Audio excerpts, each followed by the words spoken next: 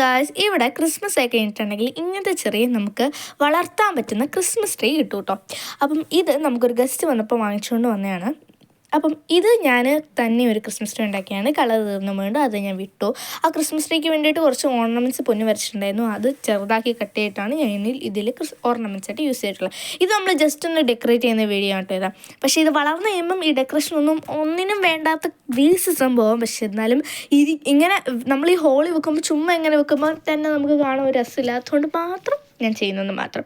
കുറച്ച് കളർഫുൾ ആയിട്ടുള്ള ഒരു തീമാണ് ഞാൻ ഉദ്ദേശിക്കുന്നത് ഗൈസ്. എനിക്ക് കുറച്ച് കളർഫുൾ വേണം ഗൈസ്. കാരണം ക്രിസ്മസ് എന്ന് പറയുമ്പോൾ എൻ്റെ മനസ്സിൽ വരുന്ന കുറച്ച് കളേഴ്സ് യെല്ലോ, റെഡ്, ഗ്രീന്.